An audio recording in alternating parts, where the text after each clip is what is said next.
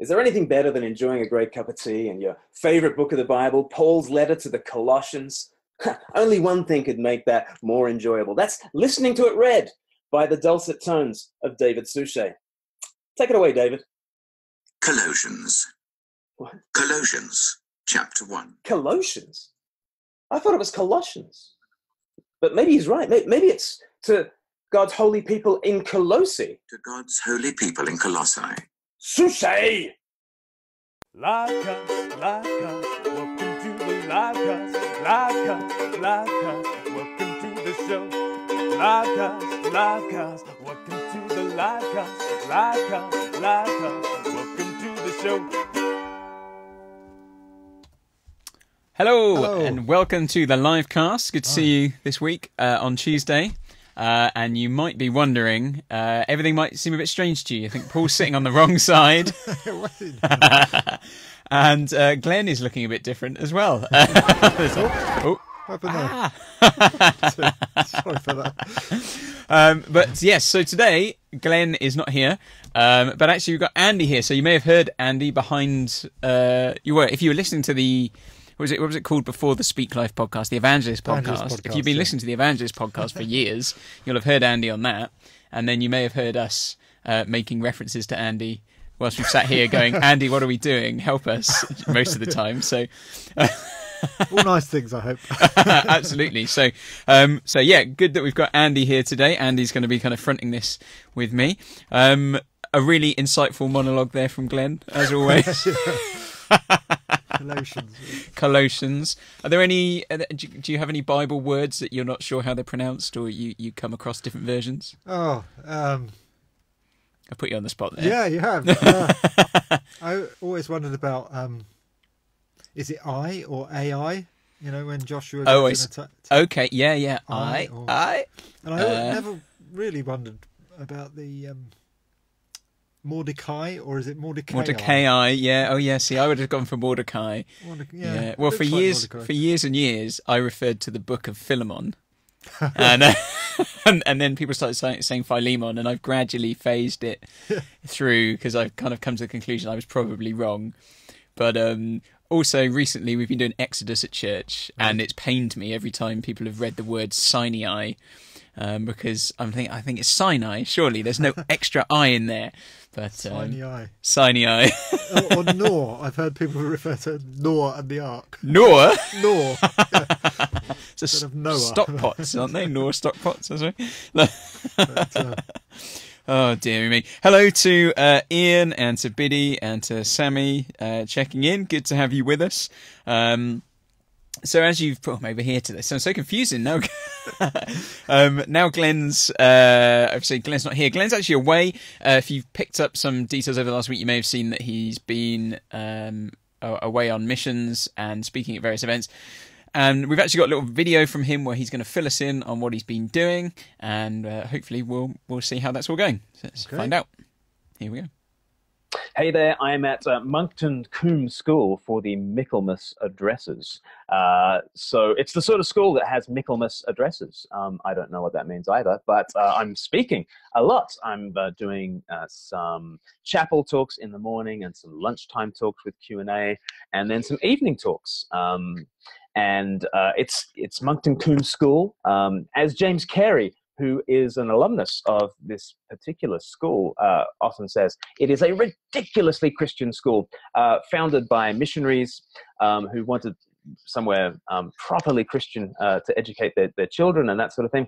And it's just lovely. It's near Bath, and this morning for breakfast, I had the choice of smoked salmon and scrambled eggs, which I passed on, and I had Rice Krispies instead and an orange. That's how I roll. And we had a great time in chapel this morning, and I did my whole masked gunman burst into the room talk. Have you heard that before? Anyway, masked gunman burst into the room with balaclavas, and they herd you into unmarked white vans, and they inject you with a serum that wipes your memory banks of everything you've ever said, thought, done. And you wake up in a massive factory space, this room with no windows, no doors, no entrances, no exits. There's nothing but you and the room. And then people start to have different ideas about where have they come from? what is the meaning of the room? And is there anything beyond the room? And so I start to talk about, well, you know, hopeful Harry has a feeling in his gut that somebody out there likes me and it's all going to be okay. And then scientific Sally, she looks at some measurements in the room and she does the calculations and she realizes it's really well designed. So maybe there's a designer to the room. And then skeptical Stephen gets up and he says, look, I like you, Harry. You seem nice at parties. Scientific Sally, all those calculations and the inference to the design sounds really interesting. But look, I'm just faced with this room and let's just try to make this room as good as we possibly can. And let's just shut up about what's outside the room. Those are three kind of personality types and maybe you respond to one of them. But what if bits of ceiling start sort of flaking down and then a man appears in the middle of the room and he says, I'm from beyond and I'm here to rescue you. Does that change the conversation in the room? Of course it does. You might think that he's lying. You might want to pepper him with all sorts of questions, but his entrance into the room and his claims about himself change the conversation in the room. And of course, Jesus is that man. And you can pepper him with questions, and that's what these Michaelmas addresses are all about. Come and ask your questions about Jesus. But he is the absolute game changer. And that was my introductory talk. And please keep praying for our lunchtime talks, and please keep praying for my evening talks. And we want to see Christians really established and rooted in their faith. But there's plenty of those who would not identify as Christians who come along to this school, and we would love them to encounter the living Jesus. So pray for Moncton Combe School and these Michaelmas addresses. I've just come from this weekend. I had a talk on Remembrance Sunday at King's Church Lewis, and lots of guests came to that, so we can pray for ongoing fruit from that talk. And also I had a weekend away with Warwick University Christian Union, because in February I'm going to go to Warwick and preach the gospel for a week in February there, and so we were really preparing the students for that. So that was really exciting, and just getting students from Warwick and from Coventry and from Northampton University. And we had a really great time in 1 Peter, actually. And I kind of opened up with, you know, Peter tells us to suffer well. And before he ever talks about speaking well for Jesus, really we've got to learn how to suffer well for Jesus. And that was a heavy first talk, but an important first talk for a lot of people. We had loads of great chats afterwards. And people just sort of saying, you know, we don't feel like we're prepared for suffering. We feel like we're prepared to have a relationship with Jesus that in your head you think is just rainbows and puppies and sunshine. But lots of people were saying to me, look, I don't feel like I've been prepared by my church to suffer with Jesus. And actually, if you're going to have a relationship with Jesus, it's going to be a relationship of walking through the valley of the shadow of death. And if you don't know how to know your good shepherd in the midst of that, you haven't really been set up for life, and you won't really be able to speak well for Jesus. So that was the burden of this last weekend. Coming up this weekend, in the future, I'm going to All Saints Crowborough, Paul Feasy's church, and we're going to do a One Life weekend. All sorts of interviews with interesting people like Warren Furman, who is Ace from Gladiators, and talking to interesting people about how Christ makes a difference in their lives and then preaching the gospel. So please do pray for the One Life mission in Crowborough. We just long for lots of those who aren't Christians to be invited to come along. We pray for open doors of opportunity. We pray for open hearts for those who come to hear the message, and then an open mouth for me. Please do pray that words would be given to me so that I can make the gospel clear, and plain, and compelling. Yeah, lost the last 5 seconds. Hello. Okay. I think we lost the last few seconds there. Yeah. I have a feeling now I understand why the file was called Cut to Last 5 Seconds. See. Putting 2 and 2 together now. So Glenn is in the bath for a week. About time. So he's down at this school. Lots of interesting stuff's come out of that. Mostly, I would say, why on earth would you choose Rice Krispies over smoked salmon? I just can't understand, yeah. Shocking.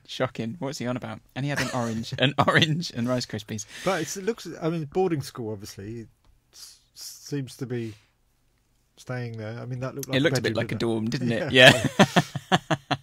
Very nice. Yeah, well, you got to, I think, you know, there's, I used to say when I worked in the church, you know, like, you compare it to some jobs, there's not a lot of perks, you know. So I would take the scrambled eggs when I get the scrambled eggs and the smoked salmon. So, but so Glenn talked, didn't he, about that image of the? I mean, you've probably heard him use it before. The room, the room where you get drugged and you're taken off and you don't remember anything. And I always think that's quite a good one. I think we used it in one of our Thorny Question videos. Maybe it was like, "Is God real?" Might have been that one. Yeah. And I know he's modified it over the years, because he used to talk about, you know, there was so and so who said, well, outside the room there's a purple penguin. Yes. You know, who's swimming in cream cheese, wasn't it? Yeah. And then someone else says, no, that's a complete load of rubbish. It's a giant flamingo flying around, scorching the earth with his avian fury, laser eye beams, you know, whatever, laser beam eyes. And they go to war with each other and all kinds of things. So, and I remember mocking up a kind of, for my youth group, when I used that illustration, I mocked up a kind of laser beam flamingo and a purple penguin, and like they were battling it out. So, you know. And Sunday school. yeah. Even song, you know, like, just whatever. But I like the illustration because it comes back to a bit of our conversation earlier today when we were saying what stuff often comes back to is it's Jesus turned up in the real world. So and that's kind of what makes Jesus different, or what makes Christianity different from other faiths. Well, God actually rocked up in history, and surely if that's that's the claim, you think, well, if at least there's someone claiming that, it's worth investigating. So why don't we just investigate those things? So it kind of gets people into looking, hopefully, at who Jesus is right from the get-go. Yeah. So it's a pretty good one. Yeah. I don't know if you've. I also like Glenn's one that he uses about the rose specimen. Oh, the like Betty the botanist and the Gareth the lab assistant type technician one. Comes to the lab assistant and says, he gives her the rose, and then she reports back to him and she says, "Oh, I've analysed the rose. I've looked at all the genome and I got all the genetics and that." And yep. Says, what are you talking about? It was February the 14th, like a Valentine's Day. And he sort of brings it home that there's more to matter, that more to just atoms and forces and that, and there's a depth to it that we don't quite convey really in other forms. Yeah, and I mean it just because that one's very similar to the, like, people have used the cake one, haven't they? About the nutritionist can tell you what's in it, etc., etc. But they can't tell you why it was made. And it's good when you have those illustrations. You do find yourself using them again and again and again, and they stick, don't they? So it's good. Sounds like good stuff going on there, though, and good stuff. I mean, you talked about Northampton CU, Warwick and Northampton CU's prepping for a mission week a little bit further ahead, suffering well. That's interesting, isn't it? That the first thing Peter says is that we should think about suffering well for Jesus, rather than speaking well. And I guess we spend so much time prepping on the speaking well, don't we? Kind of, how can we share our faith with others?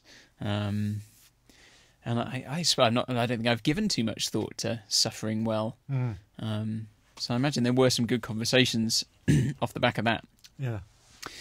And then Glenn, as I think he said, he's coming to my church, or the church where I'm a member. This weekend we've got One Life weekend, lots of different events. We've got a gin and jazz night, we've got tea at the Glitz, we've got Warren the Gladiator, Tom McConnell, who's a Christian artist who does looping and stuff. Oh, right. So he kind of does that kind of thing. So he's what live and that's Sunday night. Okay. That's Sunday night. So that's an event there. And Glenn's speaking at all of them. I think obviously Warren will be giving his testimony. I think we saw a bit of Warren's testimony on one of the live casts a few weeks back, because Glenn saw him in Jesmond Parish Church up in Newcastle. That's ace. Warren. He was ace. It just got me thinking, though, there's the different formats of these kind of, you have these events weeks, or whatever you want to call them, mission weeks. You have ones a bit like the style we're doing this weekend, where you have an event like Gin and Jazz or Tom McConnell, and then you have a talk. And then you have other people who have the style is more, it's an interview with someone and a talk. So I think when we were at All Souls Langham Place, Mary Berry and Tim Farron, and then Glenn spoke. And then the other kind of one, I suppose, is you really just have a talk, you might have a quite controversial topic, and that gets people in. And I just wonder, I don't know which ones work best. because everyone has different opinions, but I don't really know, because I know we've talked before about how if you come to just a talk, you're probably coming because you are interested and you're in the mindset of, I'm here to hear this and engage with it and talk about it. But maybe my assumption is you'll get less people at that than you will at the event, like the gin and jazz, because people are like, "Oh, this is I like that," you know. But then people are slightly less engaged with what's said in the talk. Yeah. It's a bit of an add-on. I guess it's kind of, you know, what reaches some people doesn't reach others, and you know, I think you sometimes can't cater for everybody. If cater, you know, if we use the word cater, you know, and I think, I suppose looking at it from a wider point of view, we want to get as many fish in the net as possible. But sometimes, you know, you can have one event and only one person. There's different ways to catch fish, aren't there? There's the big net and there's the fishing rod. So maybe that's a helpful way of looking at it. Actually, that all of them have got the gospel at the centre, haven't they? Of wanting to proclaim the gospel, and I suppose that's what it's about. And there will be people who will come to a gin and jazz who are not going to turn up for, you know, the talk called, you know, did Jesus really rise from the dead? And vice versa. So maybe that's a good way. That's a helpful way of thinking about it. So. And I think, you know, the Lord can use any kind of, you know, methods, if you like. There was a guy at Bible college that he was just walking along the street and he saw someone had thrown away a tract on the ground that had a picture of a big eye on it, and it said, "In the twinkling of an eye." He picked it up and he read through it and he got saved. Really? Oh my goodness! You know. Well, I heard a similar story about a girl who bought a lollipop, and I don't know what it was, but somewhere on the lollipop, on the stick or something, it said, "For God so loved the world that," and that was what it said. And she was so intrigued that she went and found the verse, and and then became a Christian through that. So it just goes to show, like, I mean, God can use anything, can't he? So sounds like clickbait. You'll never guess what happened next. God sent His Son into the world. You'll never guess. So do be praying for Glenn, this and the things he's been doing at the moment and things ahead. That'd be great.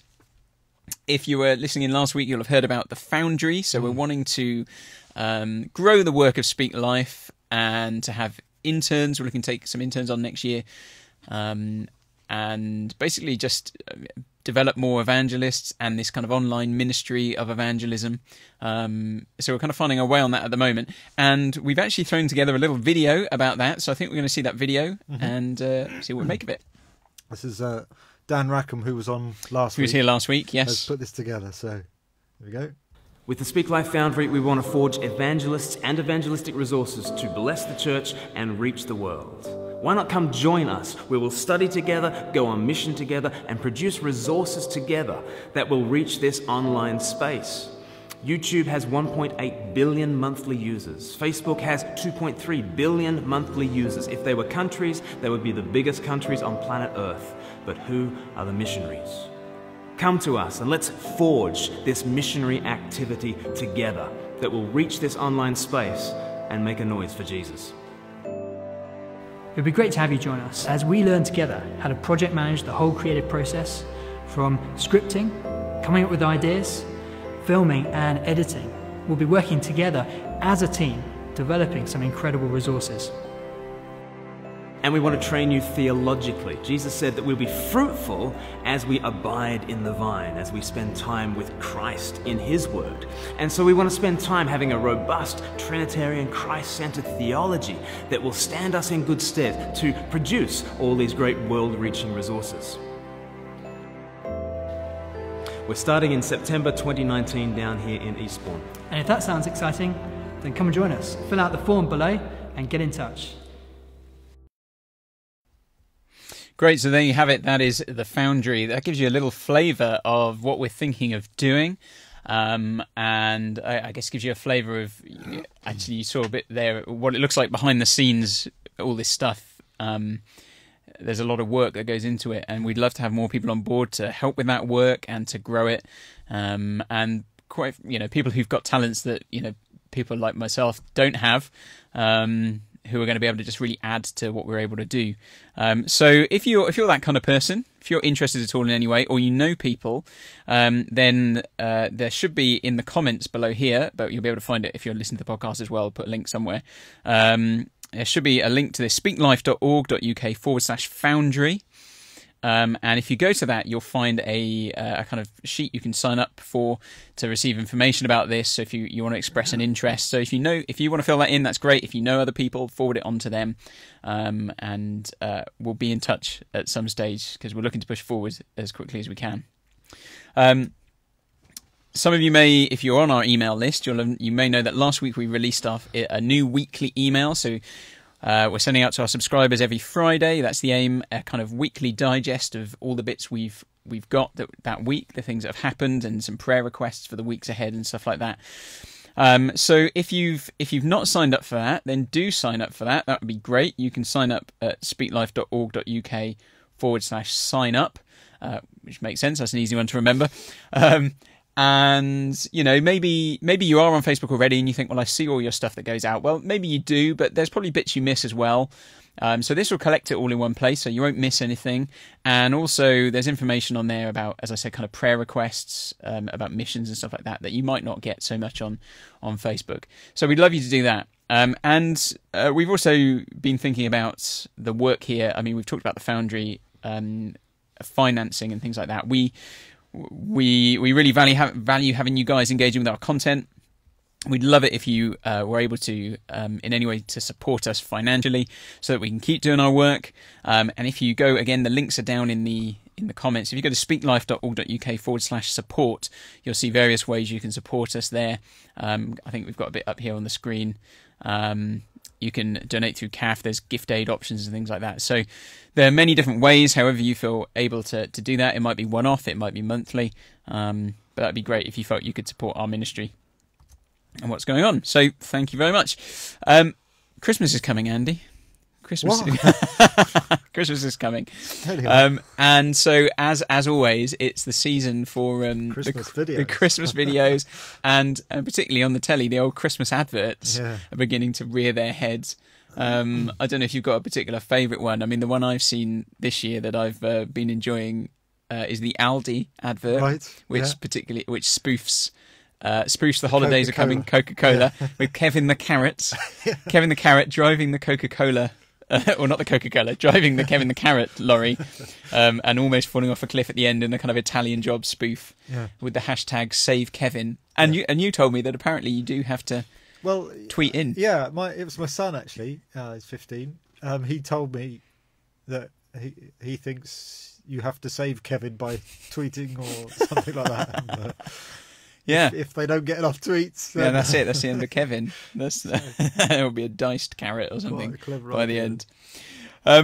So we like the Christmas. We like the Christmas adverts. I'm sure John Lewis one will appear soon. The kind of famous John Lewis one. But Sainsbury's have already got theirs out, and I don't know if you've seen it already, but we're going to have a look at Sainsbury's one really and see what we make of it because we quite liked it. Okay.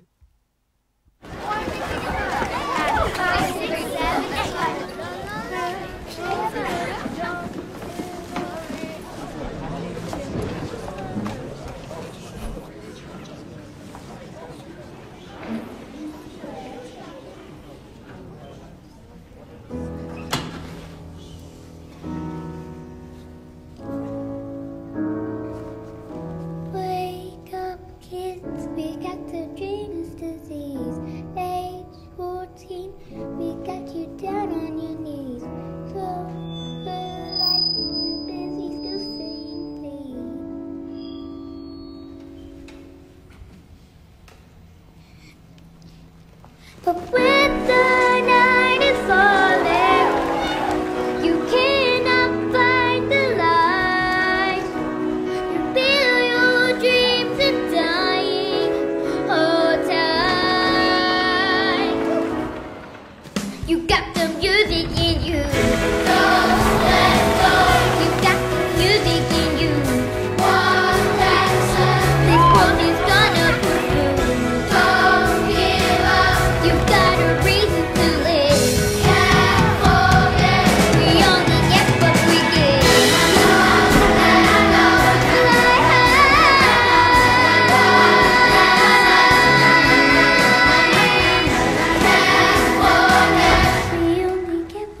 give.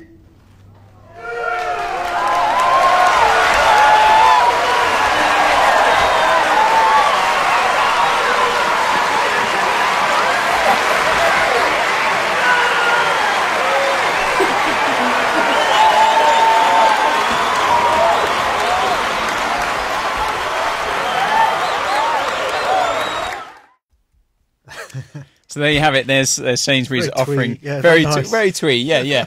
But I was thinking that very rarely do these Christmas adverts actually have anything to do with the shops themselves No, anymore. It's just no. it's very much about And competing. you can buy everything you see. yeah. Just like Yeah. $4.99 here. Aldi should do their own one where they just do the same thing but just put different prices. That's what they do on their other adverts, don't they? Right, You know, yeah. Tesco's $4.99, Aldi That's right, 50p. yeah. They should have done that all those bits. Kevin the Carrot. Kevin the Carrot. No, we like that and particularly enjoyed the plug. The plug is brilliant. Kid Jumps up. And jumping into a plug they socket. must have animated that or CGI or something because it just comes in so well. I mean, I was having it on repeat just a little bit, just seeing him jump. Yeah. How do they do that? It's the way his little legs fly through the air. It just gets me every time. And it's worth watching the making of video on YouTube, if only to see the girl dressed as a bauble fall over and not be able to get back up again. Oh dear. But no, I mean, obviously, yeah, it's a bit twee and whatnot, but we liked it, and particularly the bit at the end there. You know, you give all you've got for the ones you love now, and we're saying actually that's in many ways, that's a profoundly Christian message there, because that is what God does. Yeah. You know, God does give all He has for those He loves. Am I right in thinking that it's the Sainsbury's family who are? They've got a Christian background, is that right? There is some kind of there's somewhere some back kind down of the line. connection there. I'm not quite sure what the connection is, but yeah. Yeah, no, I mean, of course, at the end of the day, Sainsbury's, it's a machine, isn't it? They're making their money and whatnot. But it struck me that, particularly if you're someone like a youth worker, as I used to be, something like that, Christmas rolls around and schools are saying, come and do an assembly. And every year you're going, well, what am I going to do this time? You know, and actually having something like that that's new and fresh, you can show a 2-minute video and you can use it as a bit of a stepping stone into talking about the Christmas story. Yeah. And, you know, like God does give all He has for those He loves. And I think we were talking a bit earlier about there's a contrast there with us that, we might give to those we love, but there's a lot of people we don't love. Yeah. That's right. And we don't give to them, but yet God loves His enemies. Yeah. And you know, whilst we're still sinners, Christ died for us. Pray for those who persecute you, and you know. Absolutely. Yeah. It was. I picked it up just this time watching it just now. I think it says you can't buy the light. I think that's one of the lines in the song. Oh right, from the New Radicals. Is it New Radicals song? Yeah. You can't buy the light. Wow. I thought, it's interesting, quite profound. Yeah, well, have to listen back and see. Yeah. I like the idea that they've got a little child there with Down syndrome, and there's another advert with I think it's NatWest I think it's NatWest, and they had a Down syndrome child in there, and I think it's good, you know, that they get airtime, if you like.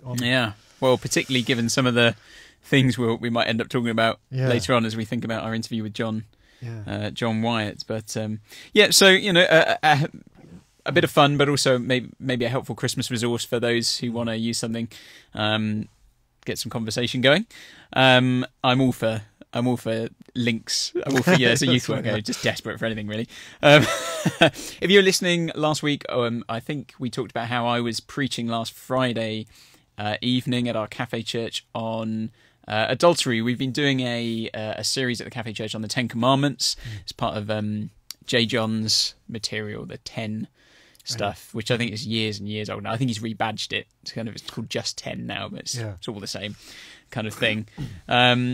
And I was a little bit hesitant anyway about doing the 10 Commandments as a series, because I think the danger is that you end up simply moralising and, you know, end up teaching law, and it can be not very grace-filled, which I think is always a danger. And I was saying last week that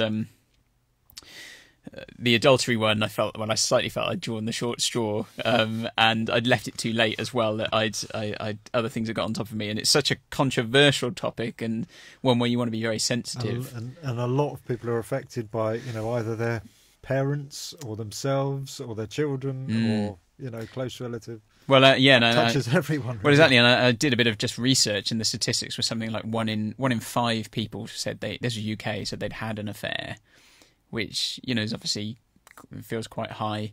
And you know, it was an even split between men and women. You know, it wasn't really one sex or the other sex over the other and stuff. But, you know, so just how it is quite a common thing. And I was very aware that when I was speaking, there were going to be people in the room who had been affected by it, who maybe had partners who'd had affairs. But of course, as well, knowing that what I didn't want to do is simply, you think you don't want to do this as a talk that you think is only for married people. Yeah. You know, that you want everyone to understand that, in a sense, well, not in a sense, this does affect everyone. So I think we've got a clip from the talk. So a bit of a listen in and see. But it might not be images or even stuff like that. It might just be stuff in our minds. It's possible, isn't it, to have an emotional affair, to commit emotional adultery. Maybe we just start to invest our hopes and our sexual desires and longings in someone else. And we start to play out fantasies in our head. And it might be sexual. It might be imagining what life would be like with that other person. And you may not have a physical affair, but you've committed one in your mind. And it's often the case that what starts in the mind then moves to reality. Maybe it becomes flirting in the office or sending each other messages in private. And it would be really easy to rationalize and justify all these things, wouldn't it? Because they're not physical. And we just think, you know, we want to downplay the seriousness of them because we think it doesn't feel like looking at something or thinking about something is as serious as doing something. And so we think to ourselves, well, you know what, porn is just an image. Or these images are okay because they're not porn. Or, you know, these aren't even images, they're just words on a page or thoughts in my head. I'm not actually cheating on my spouse by flirting with someone or messaging someone else. I've not actually done anything wrong. Or maybe we'd rationalize it because we're single. And we say, well, I don't have any kind of physical outlet, so this is what I've got. And those things, they may or they may not lead to physical adultery, but all these things are forms of adultery. They hurt partners, they destroy trust, they break up families and friendships. It causes untold hurt and pain. For those who, as partners, have cheated on them, it can cause embarrassment, issues with self-esteem, self-blame. And I think as well it's important to recognize that adultery doesn't just affect our current relationships. Sexual activity outside of marriage can have effects on later relationships. People may bring baggage to relationships with them. And the best illustration I ever heard of this was a teenage girl on camp once, and she said, this is why you shouldn't have sex outside marriage. She said, it's just like going to the supermarket, isn't it? She said, you're in the fruit and veg section, and you pick up an apple, and it's like taking a bite out of it and then just putting it back. And later on, someone else is going to come along and buy that apple, and they're going to find out that someone else has had a bite out of their apple. And actually, it wasn't your bite to take. I just thought, well, that's profound.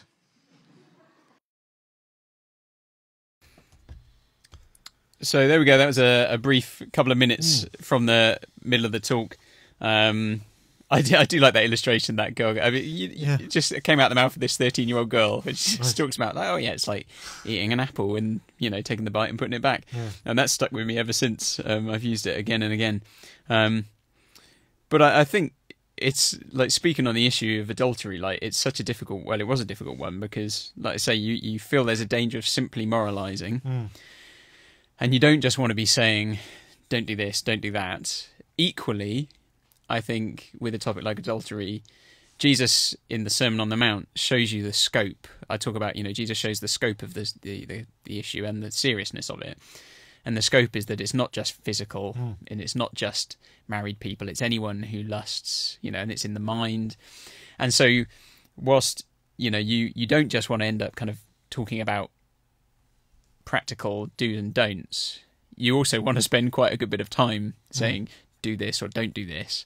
And so I did delve, I think in that section there I was talking a bit more about the emotional side, you know, that in your mind it might be, you know, just playing out fantasy. It may be or it may be the things that the flirting with someone at the office or the secret messages, or you think and we justify it, you know, I'm not having an affair, I've not done anything. And I've mentioned before, I think earlier on in the talk, obviously physical adultery, but also images, whether it's pornography or whether it's even places. I talk about YouTube and Instagram and saying that, you know, they are obviously they say that they have a no kind of pornography policy, but yet there are plenty of channels or places on there which maybe they're dedicated to things like clothing or fitness or makeup or whatever, and actually they feature quite highly sexualized images which can be unhelpful, but even, you know, if you pick up a magazine in the shops, just not top shelf stuff, but it's there as well, so in a sense you can't avoid it.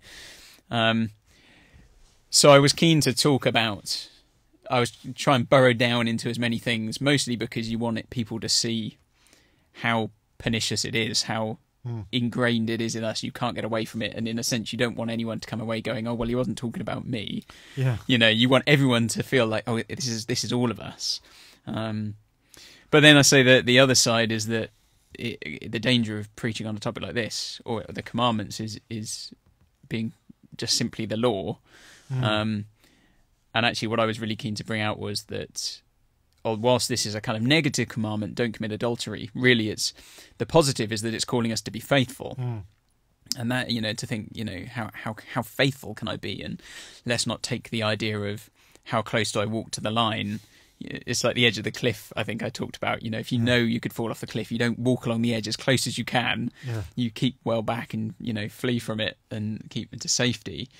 But I really wanted to draw out, I think, that the reason adultery is so serious is not simply because of the consequences that it has in everyday life, which are many and numerous, but that because the kind of the desecration, or whatever you want to call it, of the marriage relationship, and adultery is such an issue, because marriage is supposed to be a picture of the relationship between Christ and the church. And right at the beginning of the Bible, you have a wedding, you know, Adam and Eve, and then, you know, in Ephesians, Paul references the two becoming one flesh, and he says, you know, this is a profound mystery, but I'm talking about Christ and the church. And you see all through the Bible, the relationship between God and his people is described in this terms of a marriage. At the end of the Bible, you know, Revelation 19, you have, you know, we're invited to the wedding supper of the Lamb, and then kind of probably most famously Revelation 21 with the New Jerusalem coming down adorned as a bride. And so you want to say, why is this so serious? Well, it's because we're talking, we're talking about the very wiring of God's plan for the universe. The picture, the picture of what it's supposed to. It's like a reflection of, you know, what's happening in the spiritual realm. Absolutely, it's a shadow of that. And I mean, there's a quote from Tom Wright where he, or I'm not sure it was in the quote from Tom Wright, but it was from some stuff there where it talked about kind of marriage and kind of marital sex being like the it's the trailer almost for the real thing in heaven, you know. And it obviously like a shadow of it, and it points to it. And of course, adultery is kind of the opposite of that. It's not a picture of faithfulness, whatever. And you know, the marriage relationship, effectively the vows are, I will love you forever, whatever. And adultery kind of does away with that, and that's why it's such an issue. But wanting to get at that really, and saying it's not just a matter of, you know, behave yourself. It's that in all our relationships, whether we're married or not, in all our kind of, you know, romantic relationships and areas like that, we're always kind of this picture of Christ and the church. And then, you know, really saying as well, because we can try and change our behaviour, and I think you need to have that aspect in a talk like that, you know, if you're doing this or you're doing that, stop it. But actually, you want to say the real problem is our hearts. You know, Jesus does talk later in Matthew about, you know, all the things that come out of someone's heart, sexual immorality being one of them, and how actually that there is a deeper issue here than just behave yourself. There's a heart issue, and so I talked about, you know, God's promise in Ezekiel. You know, I'll sprinkle clean water on you, and I'll give you a new heart. I'll put my spirit in you, you know, that will move you to follow my decrees. And actually saying that that's really what we all need in this. You know, if we can be cleansed, because God can cleanse us if we've fallen in this way, which it was clear we all have. But it's more than just behave yourself. You need a new heart, and only God can do that. And then he will actually transform us. It's his spirit in us that brings the change. And I think one angle which I came to it quite late in the day, and I maybe didn't give as much time to it in the talk as I'd like to. And I mean, I was limited by time. I finished by talking about the woman caught in adultery and used it primarily as an example of, look how Jesus responds to someone who has committed adultery, and actually, he says, well, neither do I condemn you. Go now and leave your life of sin. So there is this offer of forgiveness. There needs to be repentance and a turning away, but there is forgiveness. But the angle that struck me rather late in the day was that not only can we be forgiven, but if Jesus forgives, we must forgive as well. And I thought, in a sense, that's almost a whole other... There's another talk in there, really. Yeah.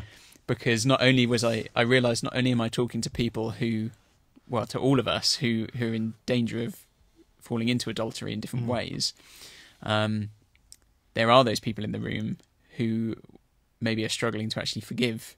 Yeah. Either a spouse or, a parent or... Well, yeah, absolutely. Yeah. And I again, like I said, because I didn't have time to develop it too much, I'm not sure even I'd got that far of thinking beyond the it's been done to you. But yeah, of course, families and... and I suppose we've known people where relationships have broken down and effectively our friendship with one member has all but ceased, because it's just the reality of what life is like. And perhaps not really a forgiveness issue on our part there, but the breaking of the relationships still, and it does affect everyone. So I was glad to be able to talk about it actually, and I was a bit worried. I think I said to you I'd left it quite late in the day to prepare. But actually on the evening, one of the guys on the team sat down before and he said, I just had this verse today. And then he quoted that Ezekiel 36 passage about a new heart. And I was like, oh, this might be all right then. I was like, I think that might be a bit of a sign that we're on the right track. But if you want to listen to the whole thing, there's a link in the comments. And do check it out and share it if you think it would be helpful. You may have seen then, I think it was last week, was it last Monday night? A week Monday ago that we released? It was released there, published in full, the interview with John Wyatt. John Wyatt, which was at the Brefos conference, which we spoke about last week. Maybe 2 weeks ago now. Yeah, the time whizzes by, doesn't it? So John was a speaker at the conference and we managed to grab... I think it was about 18 minutes in total, isn't it? An interview with him. But we're just going to watch a clip from it now if you've missed it, and you can check out the whole thing again, but we've got a brief clip which you can watch. Well, I'm with Professor John Wyatt, Professor of Neonatal Paediatrics. Correct. Is that right? Is it University College London? University College London. Fantastic. And you have come to the Brefos conference here to speak about the unborn with your doctor's hat on. Why do you want to protect the unborn? So I spent most of my life working as a baby doctor, and as a baby doctor I've invested a huge amount of time and energy and resources and spent the government's money trying to protect young babies and trying to give them the very best possible chance of life. The bizarre thing in modern hospitals is that one part of the hospital we're trying to protect lives at the beginning of life, and then in another part of the hospital, in the fetal medicine unit, there are actually abortions taking place of babies, often because of medical problems, and sometimes those abortions are taking place even at greater stages. The babies are bigger and tougher and stronger than the babies that we're struggling to save in another part of the hospital. And so you say to yourself, this can't be right. And so my feeling is that I'm called to be there to be a voice for these babies who can't speak for themselves. Yeah, because from a scientific point of view, you're thinking there is nothing morally relevant that is different between the case of let's say a 26-week baby who is, trying to be given every chance at survival, as opposed to a 23-week-old baby who can be aborted, who can be terminated.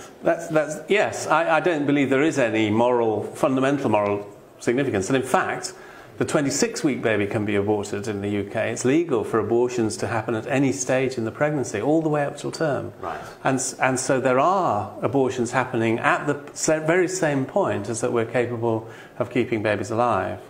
And the only moral difference is that in the one case, the baby is outside in the world, and therefore we as a society can show our compassion and concern for this being, whatever the parents think. Even if the parents don't wish their child to survive, I, as a doctor, have a duty of care to this child, and I have to put the child's interest first. I have a legal duty to put the child's interest first.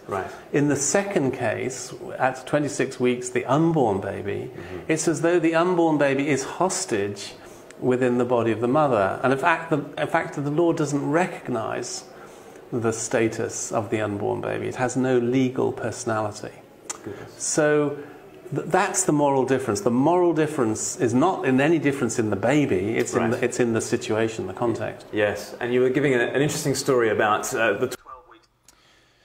So there you go. That was our, or at least the very beginning section of our interview with John Wyatt, and it's worth checking out the whole thing. John was just a really helpful speaker. He was the first person who spoke at the event, and just had lots of great stuff to say. And I think helpful to hear someone speaking from a medical point of view, but speaking, well, he mentions grace and truth, I think, in his talk and in the interview, doing both those things, speaking very much the truth about these issues, but with a voice of compassion and things as well.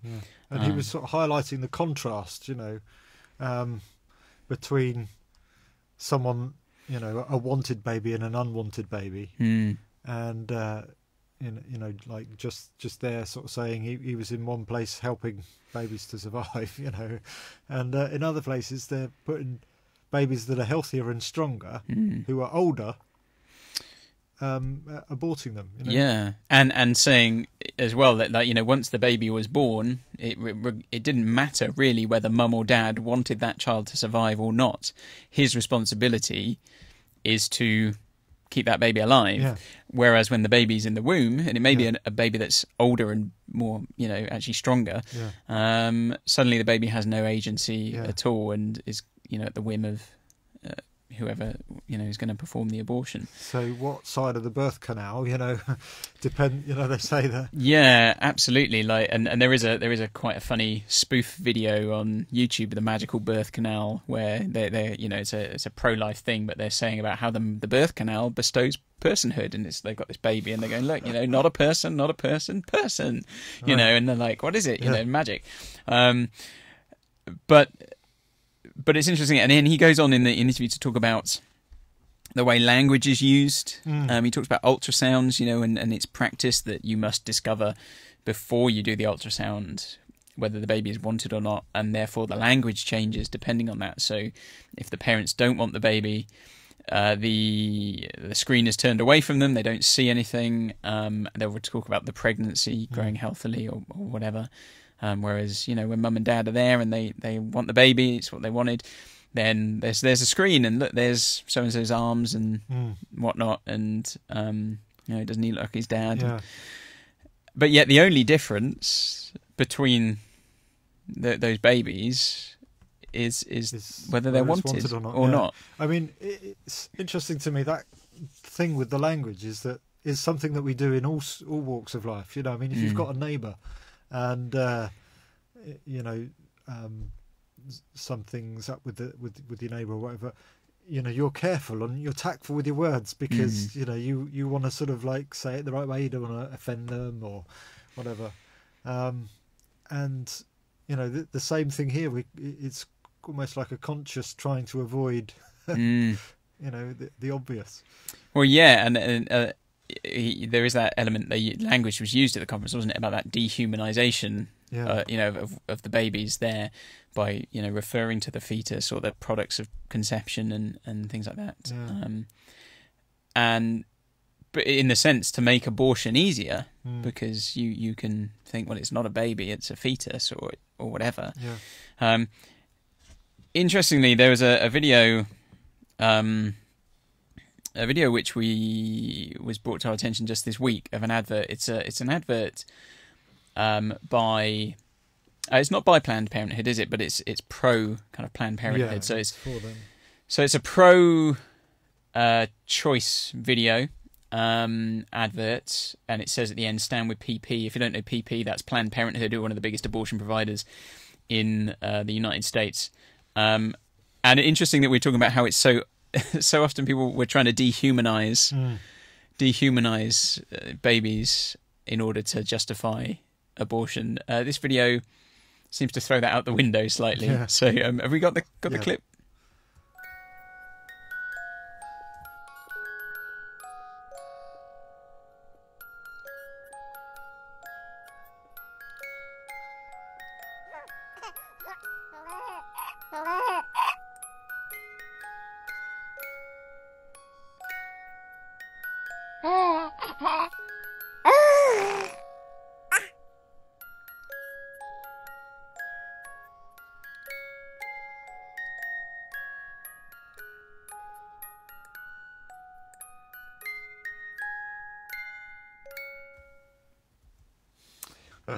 There you go. I think. I mean, to be honest, I think they should fire their PR. Oh my word! I mean, Absolutely. And I mean, it's horrific. I mean, it made my blood run cold. But the thing that was heartening was, at least on YouTube, we were saying earlier that it's got 64 likes and about 5,000 dislikes, which was at least vaguely heartening. But we talked about how, so often people want to dehumanize these babies, but here they put a baby on the screen, an actual lovely baby. So everyone's looking at this baby going, oh, doesn't this baby deserve to be loved and wanted and whatnot? And then she deserves to be a choice. And you're like, hang on a second. And then it's like, stand with Planned Parenthood, like the abortion people. You're like,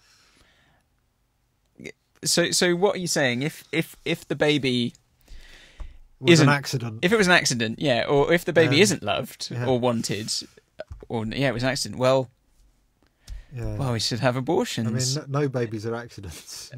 Yeah, absolutely. Yeah, it's mind-boggling, really, that someone could put that up there. And I mean, I am heartened that I've seen very little positive things. There was that other thing, wasn't there?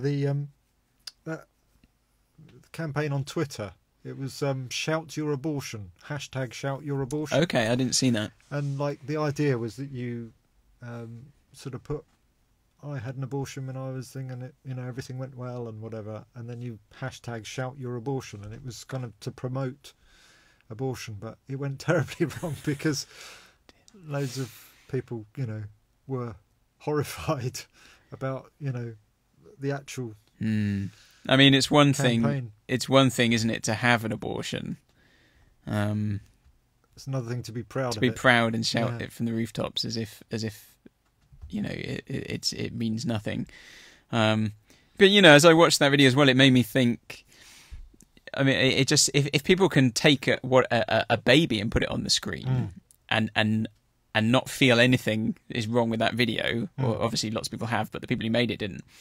It's not many more steps to, well, what about the toddler? Like if you get to the toddler and you go, well, actually, we don't love this toddler anymore.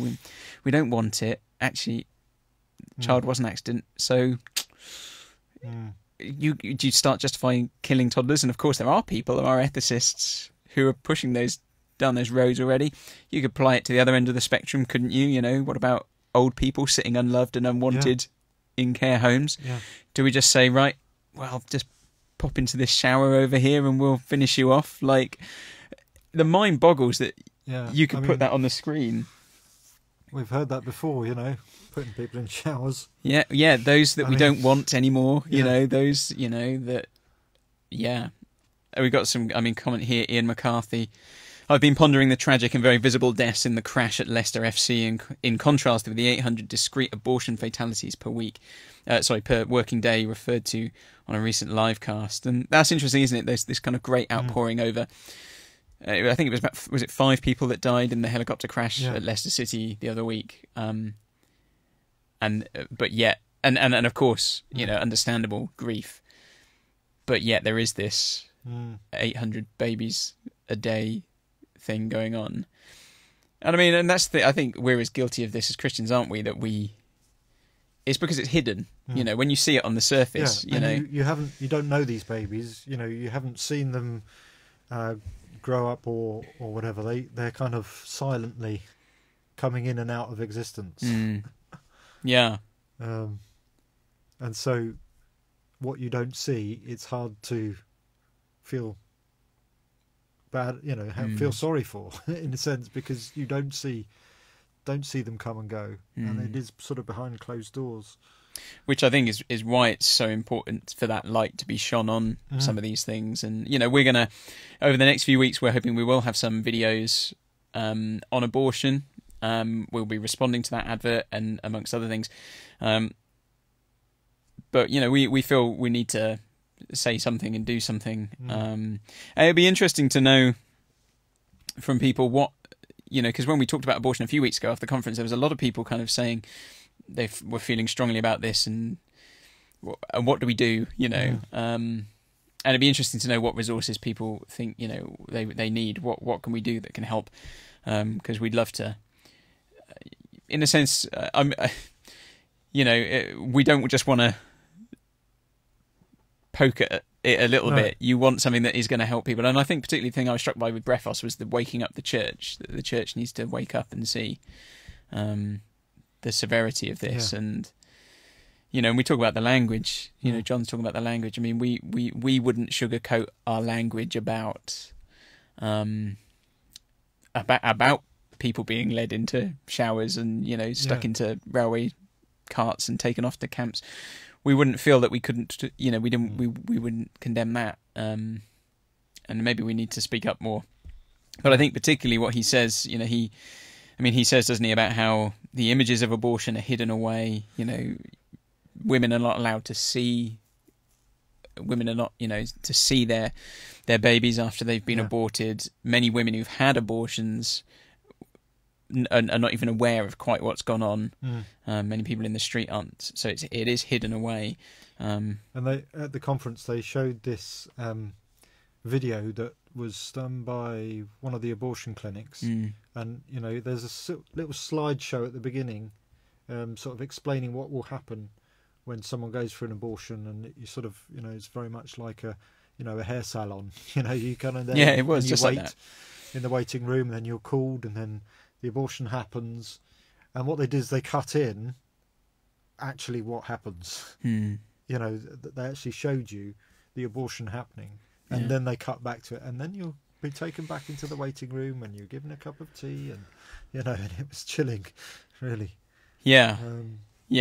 Absolutely. And I mean, it is just shocking, really. It's hard when you start to get your head around it. It's hard to you can't understand how on earth it can be going on, really. But and there's an organisation that's going around sort of showing pictures, like Seafold brochures, so you sort of have to open them to show you what an abortion is like, and they show people on the streets, and people have never seen these pictures before. They sort of say, "Oh, no, I never knew it was like that." And wasn't it Dr. Callum on the previous video? He was saying that he read from Wikipedia what happens in an abortion. Well, I think, and the people didn't believe it. I think Glenn says that on this interview. Okay, but I think he does come up in it might come up in that one as well. That people can't even comprehend that would be true. No, that surely not like that. But it does, and, you know, they're saying, well, maybe that is the way, is to show people the horror of it. You know, I mean, I bet people in the war didn't see all the horror. Well, they didn't see all the horror that was going on in the gas chambers until afterwards. And you know, it's painful to see these images, but perhaps that's what we need. And I think John uses a very helpful phrase. He says, when we talk about abortion, we must talk about abortion with tears in our eyes. And that's where he's talking about this mingling of grace and truth, that we have this prophetic element of shining light onto darkness and saying, look, this is what's going on. But also recognizing that as we speak that truth, that can be immensely painful, because the truth can hurt, because it will hurt people who've had abortions. People may feel either they didn't know that's what had happened, or they may feel like they're being attacked. Whereas John says, you know, actually we need both sides. We need the truth, but we need the grace. And actually, if you have all the truth but none of the grace, you end up, you know, hard and harsh. And if you just have the grace with none of the truth, then actually you end up kind of peddling a kind of cheap grace, and you're not really helping the problem at all. And I think that's what the church needs to rise up to, really.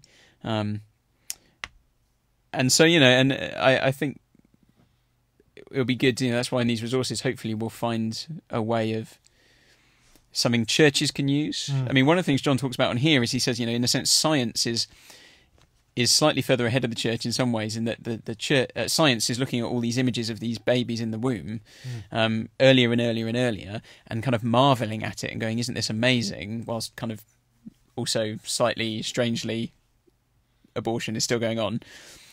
But actually the church isn't very good at marveling at creation. We tend not to talk about the wonders of creation so much as we end up talking about slightly more spiritual things, if I use that phrase.